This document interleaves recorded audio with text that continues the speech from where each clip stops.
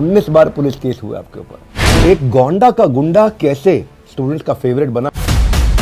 मैंने सुना 20 साल की उम्र में आपको घर से निकाल दिया था, एक बार आपने मास्टर को भी पीट दिया था। उसके बाद ठीक है कि स्कूल में आप चीटिंग करके पास होते थे। मैंने सुना आपकी माता जी आपको खूब पीटती भी थी। मदिरालय में मैंने सुना आप 6 महीने बार टेंडर का काम करते रहे। क्या टीचर से ये सब चीजें अपेक्षित होती हैं आज के समय में? तो आपके एस्पिरेशन कुछ अलग थे कि भाई मैं या तो करूंगा ठेकेदारी या करूंगा राजनीति।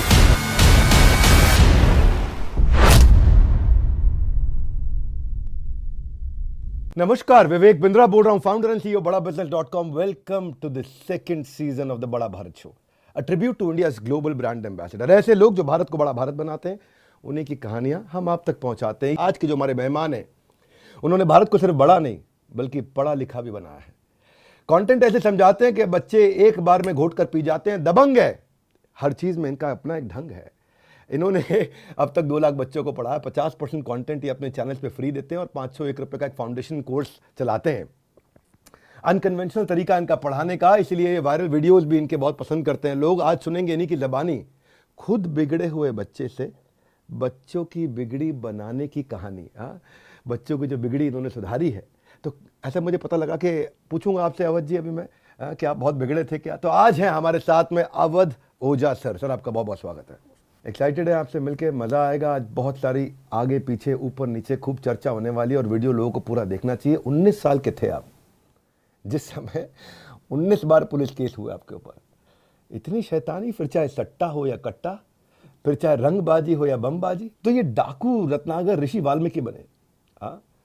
और जब उनकी मुलाकात नारद मुनि से हुई, अंगुली माल संत बने जब वो भगवान बुद्ध से मिले।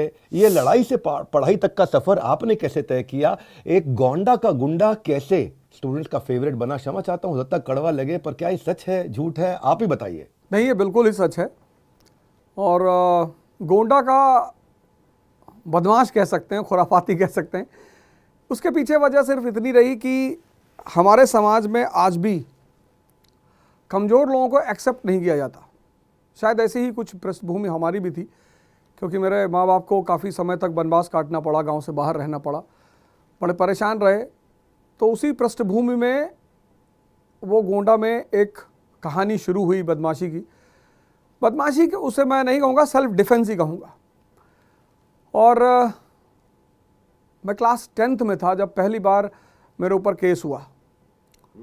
और क्या केस था वो? पहला केस कुछ नहीं था। मैं क्लास, बड़ी पुरानी सी कहानी थी। एक हमारे सोसाइटी में रहते थे सिंह साहब, तो उन्होंने क्लास 6th में या 7th में मुझे पीटा था। तो जब मैं क्लास 10 में था तो मेरे साथ मेरे 2 मित्र थे, एक अजय शुक्ला जी हैं, एक हरिओम तिवारी जी। हम दोनों तीनों लोग आ रहे थे सिगरेट पीते हुए, और वो साहब सामने से आ रहे थे। तो मैंने अपने तिवारी जी जो मेरे दोस्त हैं उनसे मैंने कहा यार मैं छोटा था तो इसने मुझे मारा था एक बार। कहा तो आज पैरेलल कर लेते हैं। हमने कर लेते हैं। और फिर हम तीनों आदमी ने उन साहब को बहुत मारा, और यहीं से एक कहानी शुरू होती है। क्योंकि जब हम कोतवाली गए, श्री आत्माराम दुबे जी कोतवाल थे, मुझे याद है, तो उन्होंने हमें समझाया कि देखो बेटे, लड़ाई झगड़ा नहीं करना चाहिए और ये सब अच्छी बातें नहीं होती है। पर उस घटना के बाद से जो इज्जत मिली, मतलब उससे पहले ये आलम था कि कोई स्कूल में क्लास में मेरा बैग फेंक दे उठा के, मेरी जो होमवर्क की कॉपी होती थी उसमें लड़के गोद देते थे, कोई मेरी छुट्टियाँ हुआ करती थी बड़ी सी, उसको पकड़ के खींच देता था। लेकिन वो एक घटना ने पूरा जीवन बदल दिया। मतलब इतनी इज्जत मिलनी शुरू हो गई, तो मुझे लगा ना ना ना, यही जिंदगी सही है। देखिए, मैं ज़रूर कहूँगा कि हो सकता है सब घटनाएं हुई, पर आप इसके ऊपर इतना बेबाकी से बोल देते हैं तो कहीं डर नहीं लगता बच्चों के चरित्र पर असर पड़ेगा? मैंने सुना 20 साल की उम्र में बाद में आपको घर से निकाल दिया था, एक बार आपने मास्टर को भी पीट दिया था। नहीं, वो पीटा नहीं था, हालांकि इल्ज़ाम मेरे ही ऊपर है, और वो हमारे पीटीआई थे, तो उनकी आदत थी। मैं ये टीचरों से रिक्वेस्ट करूँगा आपके मंच से कि हमारे देश के जितने भी शिक्षक हैं वो सिर्फ हमेशा विद्यार्थियों को देखें, उनके पिता को और उनके परिवार को कभी ना देखें। क्योंकि मैं इस चीज़ का शिकार रहा हूँ कि मैंने शिक्षकों को देखा है कई बार कि वो पिता के पद से प्रभावित होते हैं कि अच्छा आपके पापा डीजीपी हैं, आपके पापा मिनिस्टर हैं, अच्छा आप मित्तल साहब के बेटे हैं। मेरा मानना है कि शिक्षक को हमेशा विद्यार्थी पर ही नज़र रखना चाहिए और उसकी योग्यता के हिसाब से उससे काम लेना चाहिए। तो हमारे जो पीटीआई साहब थे, भगवान उनको खुश रखे, तो वो मुझे टीम में लेते ही नहीं थे। और एक बार तो उन्होंने मुझसे कहा, खुद ही कहा कि तुम्हारे पापा कभी बैट पकड़ें।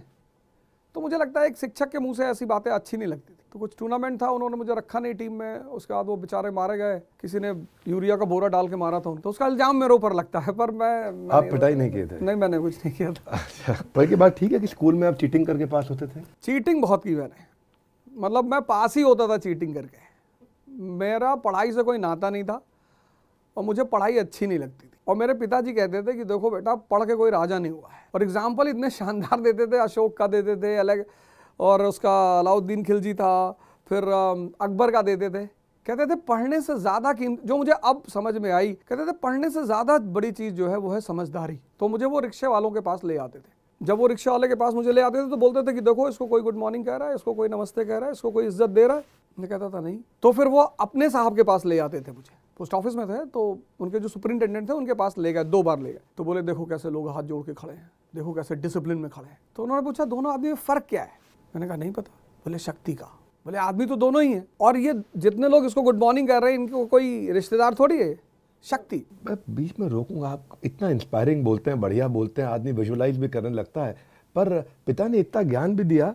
मदिरालय में मैंने सुना आप 6 महीने बार टेंडर का काम करते रहे, क्या टीचर से ये सब चीज़ें अपेक्षित होती हैं आज के समय में? क्योंकि ये बड़ा अलग लगता है आपका चरित्र देख के, इसलिए क्यूरियोसिटी जागृत होती है। नहीं, जब मेरा लास्ट अटेम्प्ट खत्म हुआ तो मेरी माताजी लॉयर हैं, तो उन्होंने मुझसे कहा कि देखो, मैंने सुना आपकी माताजी आपको खूब पीटती भी हाँ, थी। बहुत बहुत बहुत बहुत पीटा उन्होंने। तो उन्होंने मुझसे कहा कि देखो, खत्म हो गई ना तुम्हारी सारी औकात, अब हमारे बल पे जिंदा रहोगे, और बहुत वर्बली टॉर्चर किया उन्होंने। तो मैंने उनसे कहा कि देखो, ज़्यादा मत बोलो और आप हिसाब से रहो, और भगवान नहीं हो। बोली हूँ, ये कपड़ा, ये जूता, शर्ट, पैंट, अंदर जो पहने हो बनियान, वो सब मेरी है, और अगर तुम्हारे अंदर इतनी हिम्मत है तो उसको उतार दो सब और जाओ। तो वहाँ से जो मेरा जीवन शुरू हुआ, जो मैं घर से निकाला गया और बाहर निकला, और फिर जो एक दुनिया की जो असलियत है कि हमें लोग जानते हैं, हम अपने माँ बाप को इतना निगलेक्ट करते हैं, इतना, हमें लगता है कि ये तो फ्री में हमारे लिए जीते हैं। हमारे माँ बाप दुनिया में उन्हें भगवान हम क्यों कहते हैं? वो दुनिया में एकमात्र लोग होते हैं जो बिना इंटरेस्ट के हमारे साथ रहते हैं, उनके बाद जो भी आता है उसका इंटरेस्ट होता है। ये मुझे वहाँ से निकलने के बाद पता चला, इसलिए मैं हमेशा अपने स्टूडेंट्स से कहता हूँ, उसको टर्निंग पॉइंट माना जा सकता है। एकदम वही टर्निंग पॉइंट। स्टूडेंट्स को स्ट्रगल में डालना जरूरी है, बच्चों को परिवार में स्ट्रगल में डालना जरूरी है, बहुत जरूरी। स्ट्रगल में नहीं डालेंगे तो मतलब कहते हैं कि कहावत है कि WHO बोलता है they are breeding nasty viruses, अगर सब कुछ उनको दे दिया जाए। मैं आपके परिवार के विषय में सोच रहा था, मेरे ध्यान उस तरफ गया था। माता अलग प्रकार की थी और पिताश्री माताश्री दोनों अलग अलग प्रकार के। पिताजी बोले कि यार सुट्टा मारोगे, दारू पियो, घर बैठ के करो। माताजी बोलती थी कि इतना मारेंगे तुम कुछ कर नहीं पाओगे। तो ये जब दोनों प्रकार के आपके पेरेंट रहे, आपके हिसाब से आइडियल पेरेंटिंग क्या होनी चाहिए, 360 डिग्री पेरेंटिंग क्या होनी चाहिए? नहीं, यूएस कैपिटलिज्म को बढ़ावा देता था और यूएसएसआर कम्युनिज्म के माध्यम से वर्किंग क्लास के जो राइट्स थे उनको प्रोटेक्ट करता था। तो दोनों अपना काम करते थे। तो मैं सोचता हूँ कि मेरे पिताजी मेरे अंदर का जो नैसर्गिक इंसान था उसको नर्चर करते थे कि कोई बात नहीं, बढ़ जा तू आगे।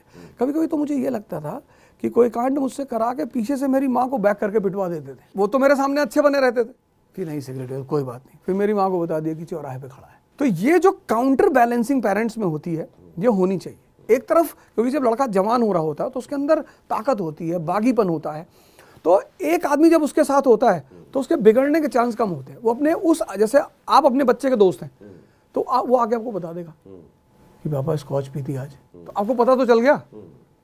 फिर आपने पीछे से अपनी वाइफ से कह दिया कि रात भर मार इसको आज 2-3 घंटे। तो ये जो काउंटर बैलेंसिंग की फिलॉसफी है कि Rothschild is nothing without Karl Marx, मतलब रॉथचाइल्ड जो है वो कार्ल मार्क्स के बिना अधूरा है, रात दिन के बिना अधूरी है।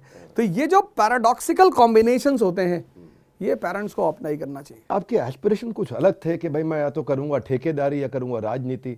अच्छा, उसके बाद फिर ठेकेदारी राजनीति के अलावा एक मुन्ना भाई थे, वो MBBS के लिए निकल गए, एक ओझा जी हैं वो IAS के लिए निकल गए। ऐसा क्या हुआ, पढ़ाई में से इतनी दूर रहने वाला इंसान पढ़ाई के इतना नज़दीक पहुंच गया, इतना करीब आ गया? इलाहाबाद मेरे जीवन में एक बहुत ही अहम स्थान रखता है, और खासकर HS उपाध्याय सर, शुभानु सर, उनका जो दर्शन पढ़ाने का तरीका है, नज़रिया है, वो इतना प्यारा है कि मतलब जैसे महाराष्ट्र के संत हैं तुकाराम एकनाथ जी के बारे में कहा जाता है कि वो भैंस को भी वेद मंत्र पढ़ा देते थे। मतलब अगर उनकी संगत में भैंस भी रहे तो वेद मंत्र पढ़ने लगती। ऐसे कुछ वो टीचर हैं। तो उनके क्लासों में बैठकर जो रुचि पैदा हुई पढ़ाई की, वो एक अलग तरह की, तो मतलब आपका कहने का ये है कि शिक्षक का बड़ा रोल है। बहुत, तभी तो हमारे देश में भगवान माना गया। शिक्षक जो कंसंट्रेशन पैदा करने की बात करते हैं वो गलत करते हैं। शिक्षक को पढ़ाई में रस पैदा कराना चाहिए, क्योंकि जहां भी रस पैदा होगा वहां कंसंट्रेशन पैदा होगी। Guys, let's acknowledge it. Fantastic answer. Fantastic. देखो, एक स्टूडेंट का और मेरे मन में था ये सवाल, आपने छेड़ दिया बात और बड़ा मैं सारांश सबको देना चाहता हूँ। ये कह रहे कंसंट्रेशन से ज़्यादा ज़रूरी है रस। रस पैदा करे, कंसंट्रेशन पीछे पीछे अपने आप आ जाएगा। स्टूडेंट का मन ऑफलाइन क्लास में, देखो, एक होता है डायरेक्ट इंटरेक्शन, क्वेश्चन आंसर होता है, डाउट क्लियरिंग होता है। पिछले कुछ सालों में कई टीचर हुए हैं जिन्होंने ऑनलाइन क्लासेस को भी मज़ेदार बना दिया है।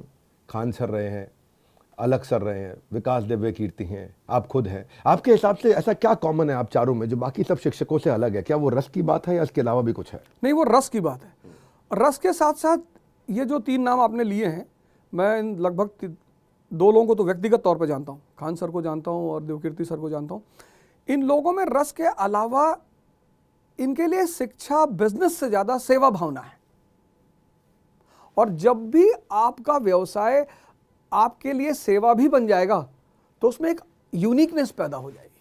जैसे मैं खान सर को देखता हूँ, मेरे दोस्त हैं, वो बड़ी अच्छी मेरी दोस्ती है उनसे। वो हमेशा जब भी मेरी बात होती कहते हैं, ओझा सर मैं चाहता हूँ कि रिक्शे वाले के बच्चे आईएएस बने, बर्तन मांजने वाले के बच्चे आईएएस बने। तो वो जो कमिटमेंट लेवल है उस आदमी का, वो उस रस को और एनहेंस करवा देता है। जैसे देवकीर्ति सर हैं, तो खुद भी बड़े कॉमन बैकग्राउंड से आते हैं और उनके जैसा शिक्षक अभी हिंदुस्तान में नहीं है। वाह, क्या बात है। नॉलेज के मामले में, इंफॉर्मेशन के मामले में, रिप्रेजेंटेशन के मामले में। और मैं कहूँ, अगर इस बात को ज़्यादा तो नहीं कहूँगा, लेकिन बहुत कुछ मैंने उनसे भी सीखा। पर फिर भी जो है ना, बच्चा आज सब टीचर वो रस नहीं पैदा कर पा रहे। आप देखो, 5 लाख बच्चा अपीयर करता है, 5 लाख का 5% मेंस में आता है, 10,000 हो गया। अब उसका 20% इंटरव्यू में पहुंचता है, 2,000 रह गया। और उसका 30-40%, 700-800 बच्चा एक्चुअली ज्वाइन करता है। सफलता असफलता में जो ये अ का अंतर है, ये इसका भार सहने का जिगरा सबके अंदर नहीं है। मैं देखता हूं कि लगभग 2,500 बच्चा आज हमारे देश में सुसाइड कर रहा है किसी न किसी पढ़ाई के बोझ के चलते। 28-29 का हो जाता है, उसके बाद आते आते अपने आप को बेकार समझने लगता है, फ्रस्ट्रेट हो जाता है, सपना आसमान का था और फिर गिरने के लिए इसको जमीन नहीं मिलती। ओझा सर, आपने भी 4-4 बार एग्जाम दिया, अनसक्सेसफुल अटेम्प्ट किए, बाउंस बैक करने का जज्बा आप में था, सब में नहीं होता। ऐसे स्टूडेंट, इनके लिए आप क्या कहना चाहते हैं? नहीं, सपने को और जीवन को कभी मिक्स नहीं करना चाहिए। मैं एक बहुत ही छोटा सा एग्जांपल दूंगा, शेरशाह सूरी का, जमींदार का बेटा, जमींदार का। उसका ये कहना था, उसकी स्टेटमेंट में बार बार रिपीट करता हूँ, कहता जीवन जीने के लिए है और सपना मजा लेने के लिए है। तो ये जो लाइन ऑफ डिफरेंस है, जैसे मैं बहुत लोगों को देखता हूं कि वो सपने को ही जीवन मान लेते हैं कि अगर ये नहीं मिला तो मैं मर जाऊंगा। तो जीवन आपको मिला है जीने के लिए। जीवन जीने लग गए, सपना पक्का छूट जाएगा? नहीं छूटेगा। सपना छूटेगा बेहोशी के कारण, जीवन जीने के कारण। कलाम साहब जीवन जीते थे। कलाम साहब मुझे लगता है कि सपना जीते थे। नहीं, जीवन भी जिया उन्होंने। कितना सेवा किया। शादी नहीं किया, शादी की डेट भूल गए। नहीं, शादी ना करना जीवन का हिस्सा नहीं है, मतलब जीवन का एक अहम हिस्सा है शादी, पर वो ऐसा नहीं कि जीवन ही है। स्वामी विवेकानंद ने नहीं किया, लेकिन बहुत अच्छा जीवन जिया। तो जीवन जीना एक मानव के लिए ये है कि वो अपने जीवन को एक व्यवस्थित रूप से कैसे संचालित करता है, पैदा होने से लेकर मृत्यु तक। उस जो जर्नी है उसमें जो उसका सपना है वो उसको अगर प्राप्त कर लेता है तो बहुत अच्छा है, वरना जीवन खराब नहीं होना चाहिए। क्योंकि मैंने बहुत सक्सेसफुल कई सारे आईएएस ऑफिसरों को मैंने सुसाइड करते हुए देखा है। 2013 में कोई साहब थे, बक्सर के डीएम थे, उन्होंने यहाँ गाजियाबाद में रेलवे के पटरी के नीचे सुसाइड किया था। तो मेन चीज़ है, कानपुर के कोई एसपी थे, उन्होंने जहर खा लिया था। तो अब वो तो सफल हो चुके थे। स्टूडेंट को करना ये चाहिए कि आईएएस की प्रिपरेशन में 1 साल तैयारी, 1 साल प्रैक्टिस, जो कि 90% लोग प्रैक्टिस वाले पार्ट को छोड़ देते हैं। 1 साल तैयारी और 1 साल प्रैक्टिस, 2 साल का कोर्स लेके चलना चाहिए। इन केस वो अपने पहले अटेम्प्ट में फेल करते हैं तो उन्हें अपना जो ऑप्शन है दूसरा वाला, जो उन्होंने सेकंड ऑप्शन कर रखा है, उस पर ध्यान देना चाहिए। ओझा सर, आपसे एक सवाल पूछना चाहता हूं इसी विषय पे। थोड़ा आपने इंडिकेट किया इसको मैं अलग तरीके से लेता हूं। आपके और मेरे बीच में एक कॉमन चीज़ है, भगवत गीता। अभी हम चर्चा कर रहे थे, लोगों को नहीं मालूम, वीडियो से पहले चर्चा हो रही थी हमारी, और बातचीत कर रहे थे भगवद गीता के विषय में, यथारूप यथार्थ, खूब गीता पे चर्चा होता। आपके भी एक संत सन्यासी गुरु हैं, हमारे भी एक संत सन्यासी गुरु हैं। इनके जीवन में जब कोई ब्रह्मचारी बनता है और सन्यास की तरफ जाता है, 25, 30 और 35 साल की उम्र में मन में बहुत संशय रहता है कि कंटिन्यू करूं या गृहस्थ में जाऊं, कंटिन्यू करूं या गृहस्थ में जाऊं। आईएएस की तैयारी करने वाले का जिंदगी भी सेम रहता है। उसको लगता है ज्यादा कंटिन्यू कर गया ब्रह्मचारी आश्रम संन्यास, 35 के बाद शादी करने की इच्छा पैदा हुई तो कोई शादी करने वाला मिलेगा नहीं, काम करने वाला मिलेगा नहीं। आईएएस की तैयारी करने वाले को लगता है यार 2 अटेम्प्ट, 3 अटेम्प्ट, 4 अटेम्प्ट मेरे साथ किया, अब 1 लाख रुपए महीना में पहुंच गए और मैं कहीं वापस जाऊंगा तो 20,000 रुपए की नौकरी मिलेगी, ना आईएएस बना ना यहाँ बना, तो बीच में छोड़ के निकल जाता हूं। ये दोनों के जीवन में, चलो संत सन्यासी को छोड़ो क्योंकि आप सिविल सर्विसेज की तैयारी कराते हो, उन्हीं का उत्तर दीजिए मुझको, किस समय डिसाइड करना चाहिए कि मैं अब छोड़ के दूसरे रास्ते निकल पड़ो। 22 साल में आदमी को पहला अटेम्प्ट देना चाहिए। जो नहीं जान पाए उनको 25 तक देना ही चाहिए, और 26 के बाद उनके पास अपना सेकंड ऑप्शन मजबूत होना चाहिए। फिलॉसफी की आप बहुत क्लास लेते हैं, चर्चा करते हैं, हिस्ट्री के आप एक उत्तम टीचर, शिक्षक है हमारे देश में, और मैं कई बार आपके वीडियो में भी देखा, नोटिस किया कि आप सिद्धांतों पे, फिलॉसफी पे, प्रिंसिपल्स पे भी काफ़ी चर्चा करते हैं। ये कैपिटलिस्ट सोशलिस्ट इकोनॉमी पे अब मैं चाहता हूं कि इस पे आपको क्या लगता है कि हमारा देश प्रगति कौन सी लाइन पे कर सकता है? Capitalism should be the priority and socialism should be the goal. ठीक है, वेरी गुड, वेरी गुड। तो आप कैपिटलिज्म के माध्यम से लोगों की जीवन में खुशहाली, प्रगति लाना चाहते हैं, ये कह रहे हैं? यूपी बिहार में जिस दिन इंडस्ट्री लगेगी, जॉब मिलेगी, सोशल इक्वालिटी पैदा होगी, इकोनॉमिक एम्पावरमेंट पैदा होगा, इकोनॉमिक एम्पावरमेंट पैदा होगा, सोशल इंडिपेंडेंस पैदा जो होगी। हमारी अमेरिका की फिलॉसफी है, जिसमें आज कहते हैं कि भाई वाह पूंजीवाद, पूंजीवाद, लेकिन पर कैपिटा इनकम इतना अच्छा इसीलिए है क्योंकि वहाँ पे आप आखिरी तबके तक पहुँचा जा रहा है उसका। लेकिन तो इसका मतलब यह है कि आप कहते हैं कि भाई बिजनेस बढ़ना चाहिए, इंडस्ट्री लगनी चाहिए। तो आज गौतम भाई अडानी के साथ जो हो रहा है, हमारे ही देश के लोग जयचंद उनके खिलाफ हो गए। ठीक है, उनकी रिपोर्ट ऊपर नीचे हुई है, ठीक है, थोड़ी रिपोर्ट, लेकिन बिजनेस तो चल रहा है उनका, कैश फ्लो तो है, फंड तो मैनेज हो रहा था। अब ये बात हुआ आज कुछ दिन हो गए, आज ये वीडियो पब्लिश हो रहा है, लेकिन फिर भी मैं आपका व्यू जानना चाहता हूं कि इस विषय में आप क्या कहना चाहते हैं? नहीं, इस विषय में मुझे ज़्यादा जानकारी नहीं है, लेकिन मैं जब तक, अगर अडानी जी का बिजनेस में अप्स एंड डाउन चलते रहते हैं, मतलब डाउनफॉल और अपराइजिंग चलती रहती है, वो मुद्दा नहीं है, लेकिन बिजनेस में जो फेक एंट्रीज हैं अगर वो बाहर आती हैं तब अडानी जी दोषी माने जाएंगे। अगर बिजनेस के जो अप्स एंड डाउन्स के तहत वो ऊपर नीचे हो रहे हैं फिर तो कोई बात ही नहीं, क्योंकि कैपिटलिज्म का formula he repression and depression का। चाइना की सरकार अपने व्यापारियों की बहुत मदद करती है, उनको इंटरनेशनल एस्टैब्लिशमेंट के लिए मदद करती है, गवर्नमेंट खुद जाती है, श्रीलंका में घुस गई, पाकिस्तान में घुस गई, आजू बाजू के बहुत देशों में चले गए, वहाँ जहाँ तहाँ से इंडिया को कवर भी कर रहे हैं बिजनेस और इकोनॉमी के थ्रू भी, मिलिट्री का। हमारे देश में जैसे ही कोई गवर्नमेंट, कोई भी गवर्नमेंट हो, वो किसी बिजनेसमैन को सपोर्ट करने की कोशिश करती है तो उसके ऊपर सवाल पैदा हो जाते हैं। आप इसको किस नज़रिए से देखते हैं? नहीं, ऐसा बिल्कुल नहीं, बिजनेसमैन पर सपोर्ट तो होना ही चाहिए। 1850s में भारत में इंडस्ट्रियल रेवोल्यूशन शुरू हुआ, पहला कॉटन मिल बना मुंबई में 1854 में। 1870s तक आते आते भारत में भारतीय पूंजीपतियों ने कई सारी फैक्ट्रियां खड़ी कर ली। 1876 में लिप्टन आता है, तब वाइसरॉय, उसने इंपोर्ट ड्यूटी 1% कर दी, पूरा भारत का बाजार बाहर के सामानों से फ्लड हो गया। तब भारत के पूंजीपतियों ने कांग्रेस जैसी संस्था के जन्म में अहम भूमिका निभाई। दुनिया का हर देश जानता है कि मेरी ताकत मेरे पूंजीपति हैं। 2 मिनट के लिए और आगे चलते हैं हम। आप लगभग 19th सेंचुरी तक चले ही गए थे, मैं थोड़ा 25-50 साल और टाप लेता हूँ आपके साथ में। 1970s में बंगाल के अंदर तब बहुत बिजनेस हुआ करता था, क्योंकि बिजनेस के लिए as a territory, as a state वो बहुत बढ़िया है, लेकिन वहाँ पे भी वो पूंजीपति श्री बिरला जी को नग्न अवस्था में अंडर गारमेंट्स के अंदर गाड़ी से उतार के कि तू पैसा खा गया गरीबों का, पोस्ट ऑफिस से लेकर के बैंक तक पैदल चलाया था, जिसके कारण उसी रात को बिरला ग्रुप ने पूरा ऑपरेशन वहाँ से उठा के बंगाल से मुंबई ले गए। तो इसका इम्पैक्ट आज तक पड़ता है। तो मैं तो ये जब मैं देखता हूँ तो मैं जानना चाहता हूँ कि आपके जैसे गुरु और शिक्षक इसको किस दृष्टिकोण से देखते हैं और क्या शिक्षा देना चाहते हैं देश को, कि हमारे देश को व्यापारियों को किस तरह से देखना चाहिए? इंडियन जो सोशलिस्ट हैं वो बहुत ज़्यादा, सोशलिस्ट होना अच्छी बात है, पर उनके बारे में मुझे एक चीज़ बड़ी प्यारी पता है कि वो बात करते हैं सोशलिज्म और लेफ्ट विंग की, कॉफ़ी पीते हैं स्टारबक्स में। क्या अर्थ हुआ इसका, थोड़ा वो समझाइए। नेता कम एजेंट ज्यादा हो जाते हैं। या तो आप स्टारबक्स में कॉफी मत पियो, आप लेवाइस की पैंट मत पहनो, आप कार्टियर का चश्मा मत लगाओ, तब तो हम आपको मान लेंगे लेफ्ट विंग के लीडर हो। आप कार्टियर का चश्मा पहन के टहल रहे हो, तो जो आदमी कार्टियर का चश्मा पहन के टहल रहा है वो कहाँ से लेफ्ट विंग का लीडर हो जाएगा? मैं किसी का नाम नहीं लूंगा, आपने भी बहुत लोगों को देखा होगा। तो कार्टियर तो मेरे ख्याल से एक मिडिल क्लास को पता ही नहीं होगा कि कार्टियर होता क्या है। वैसे आपने कह दिया, मैं किसी का नाम नहीं लूंगा, हम लोग भी कोई ब्रेकिंग न्यूज चैनल नहीं है, लेकिन इच्छा तो ठीक है, नाम ले दीजिए किसी एक आधे का। नहीं नहीं, मैं क्या किसी को दुखी नहीं करना चाहता, क्योंकि फिर आदमी सीधे अपने ऊपर ले लेता है। अगर आप नज़र रखेंगे, वैसे भी इतने सारे शोज चलते रहते हैं, डिबेट होता रहता है, तो आप अब की बार जब मैं कहूँगा आपके मन से लोगों को कि जब लोगों को देखें तो उनके चश्मे पे ज़रूर नज़र रखें कि चश्मा कौन सा पहना है। तो अब गांधी जी जब वो कहते हैं कि मैं गरीबों का मसीहा हूँ, तो उनका अटायर है भी उस मसीहा का।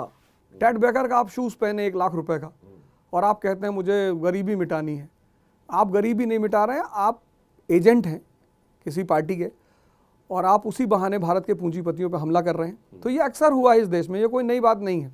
टाटा जब अपना प्लांट अभी रिसेंटली लगाना चाहती थी, नैनो का प्लांट बंगाल में, कितना बवाल हुआ, उसे वापस गुजरात जाना पड़ा। तो इस देश में पूंजीपतियों को लेकर एक भ्रम बनाया गया है, पूंजीपति लूटते हैं। पूंजीपति बनने का मतलब आदमी का दिमाग खुला हुआ है और वो रिस्क लेना जानता है। जो रिस्क नहीं लेते वो चपरासी बनते हैं। जिसको जिंदगी में सुकून चाहिए कि भैया हमें टेंशन नहीं चाहिए, तो नहीं टेंशन का जॉब चपरासी का है। भाई जो एसएसपी ऑफिस में बैठा है उसको तो 24 घंटे शहर की चिंता होगी, लेकिन जो उस चपरासी उसके ऑफिस के बाहर बैठा है, तो बैठा है दिन भर तंबाकू बना, जो भी है 500 रुपये दे दिया, उसकी तो जिंदगी मस्ती में चल रही है। तो इस देश में एक माहौल है पूंजीपतियों के खिलाफ, वो हमेशा से रहा है कि पैसा क्या है, हाथ की मैल है, दिखा निकाल के। यहाँ हर तीसरा चौथा आदमी बोलता है कि पैसा क्या है, हाथ की मैल, दिखा। तो ये डायलॉगबाजी यहाँ बहुत चलती है, और ये बोल के फिर लोग लक्ष्मी की पूजा भी करते हैं। तो यहाँ जो भी आदमी, जैसे अदानी साहब छोटे से बहुत ऊंचाई पे गए, तो यहाँ एक दिक्कत ये भी है कि जो छोटे से बहुत ऊंचाई पे गया उस पर तो हमले होंगे ही होंगे। कंटेंट आप बड़ा अच्छे तरीके से देते हैं, आपका कंटेंट बनाने का क्या तरीका है मैं पूछना चाहता हूँ। मैं भी जब कंटेंट बनाता हूँ तो कुछ रेफरेंस पॉइंट, कुछ डेटा, कुछ कभी कभी स्टोरी और जोक्स भी बात करते हैं, कुछ अच्छे कोट्स, अनयूजुअल यूजफुल इन्फॉर्मेशन भी देते हैं। ये ढूंढते हैं कि रेलेवेंसी क्या है सब्जेक्ट पढ़ाते वक्त। जैसे आप हिस्ट्री पढ़ाते हैं तो आप मेमोराइजिंग फैक्ट होते हैं, कुछ बड़े मेस्मराइजिंग फैक्ट्स होते हैं, कुछ प्लेसेस, कुछ डेट्स, कुछ। लेकिन जब जो बच्चों को पढ़कर आ जाए नींद, उससे आप ऐसे पढ़ा देते हैं कि उसको भी सब याद रह जाता है। इतिहास को बिंदास बनाने का टैलेंट आपके अंदर ये कहाँ से आता है, ये मैं जानना चाहता हूँ कि आप इतिहास को बिंदास कैसे ये रस पैदा करने के अलावा थोड़ा बताइए कंटेंट कितना प्रिपेयर करके आते हैं। नहीं, इतिहास को बिंदास बनाने का जो कॉन्सेप्ट है वो मैंने सीखा है ओशो से, आचार्य रजनीश से। मैं उनके अंदर एक कला थी कि वो दर्शन को कहानी में बता देते थे। तो जब मैंने उनकी किताबें पढ़नी शुरू की तो मुझे लगा कि ये बहुत प्यारी चीज़ है कि किसी भी दर्शन को अगर स्टोरी में कन्वर्ट कर दिया जाए तो एवरेज जो लड़का वहां बैठा होगा वो स्टोरी समझ लेगा। पर जब आप स्टोरी सुनाते सुनाते आपका कंट्रोवर्सी से भी नाता जुड़ जाता है। हमें देखते हैं भगवान कृष्ण को आपने यादव समुदाय ने उनको खूब पीटा, उस पर चर्चा कर दिया आप। फिर हम देख रहे हैं राहुल गांधी को आप बोलते हैं इसको तो पॉलिटिक्स में रहना नहीं चाहिए, किसी काम का आदमी नहीं। फिर हम देखते हैं आप कहते हैं कि ओसामा ने भी खूब बड़ा अचीवमेंट कर लिया, भैया ओसामा बिन लादेन ऐसा अचीवमेंट हो तो ओसामा जैसा हो। तो टीचर को पढ़ाते वक्त क्या ये सब बोलना चाहिए? क्योंकि कंट्रोवर्सी फेवरेट चाइल्ड तो सुना था, पर कंट्रोवर्सी फेवरेट टीचर हम आज देख रहे हैं। नहीं, कंट्रोवर्सी इसलिए क्रिएट होती है क्योंकि हम जब भी कोई टीचर बोलता है तो किसी कॉन्टेक्स्ट में बोलता है। जैसे हम जब टेररिज्म पर चर्चा करेंगे तो 1980s में जब भारत में टेररिज्म शुरू हुआ और हमने इंटरनेशनल कम्युनिटी को बोला कि साहब हम टेररिज्म के शिकार हैं, तो पूरी दुनिया ने कहा कि नहीं कोई टेररिज्म नहीं है, ये तो सेल्फ डिटर्मिनेशन की आवाज़ है, लोग परेशान हैं पंजाब और कश्मीर में, हमारी कोई सुन ही नहीं रहा था। जब ओसामा बिन लादेन ने ट्विन टावर पर हमला किया तब जॉर्ज बुश जूनियर ने कहा कि this is terrorism, the world is facing the menace of terrorism. मतलब तुम मार खाए तो अगला बदतमीज और हम मार खाए तो डिटर्मिनेशन। तो मैंने उस पर्सपेक्टिव में ये बात रखी कि वो आदमी हमारे लिए बहुत हेल्पफुल था। तो मेरे जो चाहने वाले हैं बहुत सारे हैं, तो वो उस चीज़ों को मैनिपुलेट करके प्रेजेंट कर देते हैं कि ओझा सर ने की, आउट ऑफ कॉन्टेक्स्ट निकाल देते हैं। पर आउट ऑफ कॉन्टेक्स्ट भी निकालें, क्योंकि आउट ऑफ कॉन्टेक्स्ट निकालने के लिए पहले कुछ होना तो चाहिए, और होता भी है आपकी बातों में। आप लगे हैं मिर्ज़ापुर की तारीफ करने में, आप लगे हैं वासेपुर की तारीफ करने में, आप लगे हैं वायलेंस का ग्लोरिफिकेशन करने में। तो जब अब जैसे हम भी देखते हैं तो हमारा एक कैमरामैन मिर्ज़ापुर देख रहा था, यहीं कहीं खड़ा होगा, हम उसको पकड़ लिए, तेरा जन्म मिर्ज़ापुर देखने के लिए हुआ है, हैं तू जिंदगी में मिर्ज़ापुर देख। लेकिन हम आपको आपके बारे में आने से पहले मैं थोड़ा पढ़ रहा था, पूछा भाई टीम से, तो बोले कि आप मिर्ज़ापुर बहुत पसंद करते हैं। तो मैं जब बात करता हूँ कहता हूँ कौन प्रवीण तांबे, सुपर 30, मैं बात करता हूँ दंगल, रॉकेटरी, मैं बात करता हूँ भाग मिल्खा भाग, मैरी कॉम। तो जब मैं आपका ये देखा तो मुझे ये लगा कि ये कहीं ऐसा तो नहीं हो जाता कि इस चित्रण को चित्रित करते वक्त पॉजिटिविटी की जगह कहीं बच्चा गलती से नेगेटिविटी की तरफ अट्रैक्ट हो जाए, क्योंकि कहानी आप ओशो से सीख के सुना देते हैं।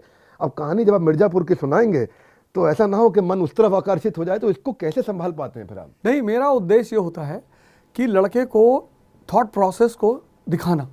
जैसे मिर्ज़ापुर के जो कैरेक्टर्स हैं उसमें एक अखंडानंद त्रिपाठी का कैरेक्टर है, साउंड कैरेक्टर, मतलब उतना प्यारा कैरेक्टर, कुछ भी कर सकता है।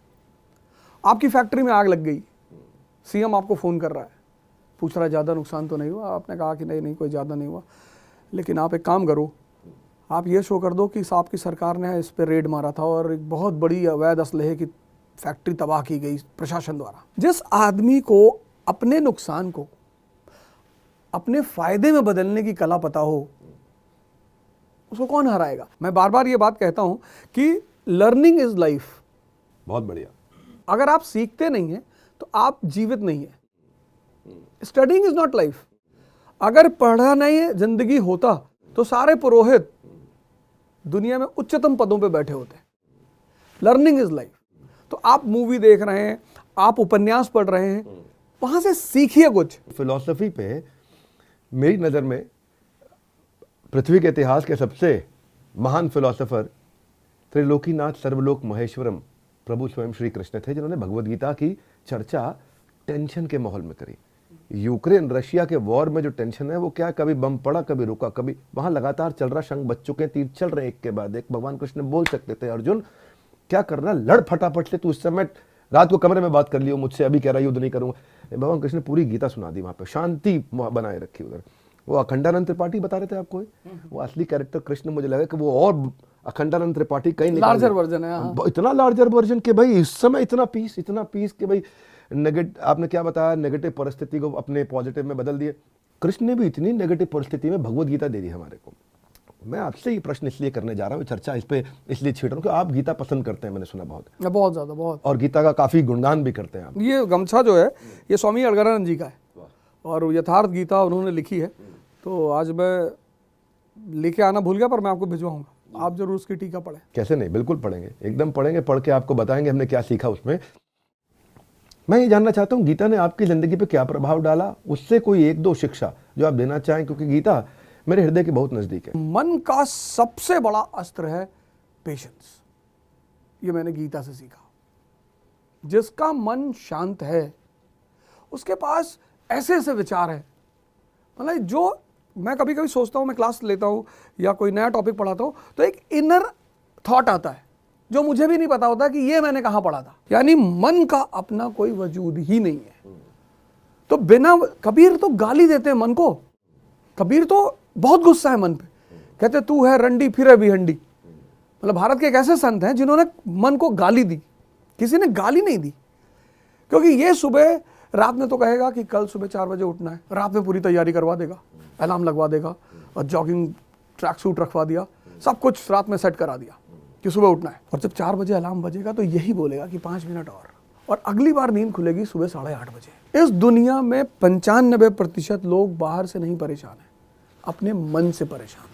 इस पे एक श्लोक भी सुना देता हूँ। कृष्ण कहते हैं, चंचलम ही मना कृष्ण प्रमाथि बलवदृढ़म तस्याहम निग्रहम मन्ये वायुरिवस्तु दुष्करम। कि हे अर्जुन, ये मन चंचल है, चंचलम ही मना कृष्ण, प्रमाथि ये पागल भी है, बलवद बलवान भी है, दृढ़म जिद्दी भी है। और क्या कह रहे हैं कि अर्जुन वायुरिवस्तु दुष्करम, तुम इस मन को, तुम वायु के बवंडर तूफान को अर्जुन कंट्रोल कर लोगे अपने तीरों से, लेकिन मन नहीं कंट्रोल कर पाओगे। अर्जुन घबरा गया था। बाद में कृष्ण ने उसका उत्तर भी दिया कि उपाय क्या है। उपाय उन्होंने बताया था कि अभ्यास न तो कौनते वैराग्य न च गृह्यते, बाय डूज एंड डोंट्स है। अब मैं आपको ले चलता हूं एक नई जर्नी पे। ये जर्नी है रैपिड फायर की। इसमें मैं प्रश्न पूछूंगा, तुरंत आपको उत्तर देना है, तुरंत। अब जो मन में पहला उत्तर आए दे दीजिए अपने स्टाइल में, है ना। ये सोचने का समय नहीं दूंगा मैं आपको। उत्तर देने की सीमा आपकी है 5 सेकंड की। तैयार है? ठीक है। तो ओझा सर फंसाएंगे नहीं आपको, ऐसा कोई राजनीतिक प्रश्न नहीं करेंगे। ओझा सर की अब तक की सबसे बड़ी अचीवमेंट क्या है? शिक्षक की अचीवमेंट, शिक्षक के रूप में। अवध सर अपनी क्लास में हिस्ट्री से ज़्यादा हिस्टोरी पढ़ाना पसंद करते हैं या हिस्ट्री पढ़ाना पसंद करते हैं? हिस्टोरी पढ़ाना पसंद करते हैं। ऐसी कोई चीज़ या इंसिडेंट जिससे आपको आज भी बहुत अफसोस है, यार ये गलत किया मैंने? एक आदमी का पैसा छीन लिया था। ओके, मिर्ज़ापुर के अगले सीजन में अगर आपको बोला जाए आप भी काम करने आ जाएं तो चलेंगे? अखंडानंद जी के साथ करेंगे। आप खुद एक दबंग रहे हैं, तो क्या आपके स्टूडेंट आपसे डरते हैं? नहीं, डरने की ज़रूरत ही नहीं, मैं तो शिक्षक हूँ। शिक्षक से कौन डरता? प्यार करते हैं बहुत। प्यार करते हैं। अगर आप टीचर नहीं बनते तो क्या बनते? तब मैं भी मिर्जापुर में रहता। आप पॉलिटिक्स में इंटरेस्टेड है, सबको पता है। किंग बनेंगे, किंग मेकर बनेंगे? ना तो मैं किंग मेकर बनूंगा ना किंग बनूंगा, लेकिन हाँ मैं किंग को साथ रहूंगा जो किंग्स बनेंगे, क्योंकि मैं चाहता हूँ कि ये आप हमारे किंग के एडवाइजर बनेंगे? एडवाइजर बनेंगे, राज पुरोहित। आपका फेवरेट कौन है, खान सर या विकास देवकीर्ति सर? मेरे फेवरेट है विकास देवकीर्ति सर, लेकिन मैं चाहता खान सर को बहुत हूँ। आपको आईएएस ऑफिसर ना बनने का कितना अफसोस है? अफसोस है, पर अब अचीवमेंट ने उसको ढक दिया है। आपके हिसाब से भारतीय इतिहास का सबसे बेहतरीन प्रधानमंत्री कौन रहा है? जवाहरलाल नेहरू। और सबसे कमजोर प्रधानमंत्री कौन रहा है? क्या आप मानते हैं कि आज अगर स्मार्टफोन नहीं होता तो किसी भी माध्यम से अवध ओझा सर इतने पॉपुलर हो पाते? नहीं हो पाते। सेक्स एजुकेशन का स्कूल करिकुलम में हिस्सा होना चाहिए कि नहीं? बिल्कुल होना चाहिए, नहीं तो ये जो दीवालों पे लिखा है निराश पुरुष मिले, इसकी संख्या बढ़ती जाएगी और देश परेशान होता जाएगा। ज़्यादातर आपके लेक्चर जो होते हैं वो स्पॉन्टेनियस होते हैं या प्लान्ड कंटेंट होता है? स्पॉन्टेनियस। स्पॉन्टेनियस। आपको सबसे मुश्किल सब्जेक्ट कौन सा लगता है? इथिक्स। आपको कोई ऐसा स्टूडेंट जिसने आपको बहुत तंग किया हो? स्टूडेंट हम ही से ज़्यादा परेशान रहते हैं। कोई ऐसा फेवरेट कोट, गोल्डन स्टेटमेंट, ऐसा मोटिवेशनल कोट जिसने आपको अपनी ज़िंदगी में बहुत ताकत दी? कर भला तो हो भला। एक बात जो आपने अपने फेवरेट टीचर से सीखी और अब सबको बताते हो? सेवा करनी चाहिए। आप हमेशा गमछा एक साथ में रखते हैं, तो ये आपके लिए क्या लकी गमछा है? मेरे गुरु ने मुझे दिया है, स्वामी अडगानंद जी ने, तो मैं जब भी कहीं जाता हूँ किसी प्रोग्राम वगैरह में तो मैं पहन के जाता हूँ। ओझा सर को किस बात से डर लगता है? माता जी से। ओझा सर को किस बात में सबसे ज़्यादा खुशी होती है? मेरे बच्चे सफल होते हैं, और खासकर वो लोग जब सफल होते हैं, जैसे मेरा एक स्टूडेंट है राजीव शुक्ला, अभी वो जेल अधीक्षक है बरेली का। तो जब वो मुझसे पहली बार मिलने आया तो मैंने पूछा कि राजीव हिस्ट्री कौन सी है तुम्हारे पास, कौन सा ऑप्शनल है? कहा सर एंशिएंट हिस्ट्री। ऑप्शनल तो हिस्ट्री होगा, एंशिएंट थोड़ी होगा। और वो आदमी जब सफल हुआ, क्योंकि मुझे पता है कि सिर्फ डायरेक्शन का अभाव होता है। किसी को भी सही, जैसे आप कहते हो ना कि पूरा पैसा ले आओ, तो आपको डायरेक्शन पता है, आपका बिजनेस चल रहा है, आप पैसा कमा रहे हो, अच्छी बात है, नहीं तो आप पूरा पैसा ले आओ। तो आपको पता है ना कि मुझे डायरेक्शन पता है। ऐसा मुझे भी पता है कि मुझे डायरेक्शन पता है। मेरे पास नॉलेज भले ना हो, लेकिन मुझे इस खेल का डायरेक्शन पता है कि ये करने पे आदमी जीत जाता है। तो जब उस तरह के लड़के जीतते हैं तो मुझे बहुत खुशी होती है। अवध सर, नई क्लास में नई किताबों की ताजगी बच्चों को ना बहुत अच्छी लगती है, खुशबू आती है किताब में। नई क्लास, नई किताब, लेकिन फिर धीरे धीरे जब वक्त निकलता रहता है, कंधे पे जो लटका बसता है ना, वो भारी लगने लगता है, पता नहीं चलता है। लेकिन आप जैसे टीचर्स को मेरा सलाम है, जो बच्चों के मन को ताज़ा रखना जिनका काम है। आपकी क्लास में बच्चे खूब हंसते हैं, क्योंकि आप जो है ना वो हंस और रस से जो है जो वो, तो आप एक गुरु नहीं है, आप एक गुरुकुल है। हर घर तक पहुंचाया आपने अपना स्कूल है। और आप सबसे मैं कहना चाहता हूं, जो सिविल सर्विसेज की तैयारी कर रहा है, या जो यूपीएससी का अटेम्प्ट करना चाहता है, या जिसका गोल स्टेटमेंट क्लियर नहीं है, या जिसको केवल ग्लैमर के लिए पढ़ाई कर रहा है, जिसको हिस्ट्री समझ नहीं आती है, जिसको पढ़ाई में डिसिप्लिन नहीं ला पा रहा है, जो माँ बाप की बच्चों की परवरिश को लेकर परेशान है, बच्चे अपने माँ बाप से परेशान है, इनको ये वीडियो पहुंचाइए। बहुत इंटरेस्टिंग चीज़ें बताई आज अवध ओझा सर ने, और बड़ी क्लैरिटी के साथ बात करते हैं, कॉन्फिडेंस से बात करते हैं, कन्विक्शन से बात करते हैं। और ऐसे टीचर्स से कई टीचर्स भी बड़े इंस्पायर होते हैं। श्रीकांत झाड़े और मुझे पूरे आखिरी तक इस वीडियो को देखा, इसके लिए मेरे दिल की गहराई से बहुत बहुत धन्यवाद। इस वीडियो को लाइक कीजिए, सब्सक्राइब कीजिए और शेयर कीजिए। धन्यवाद।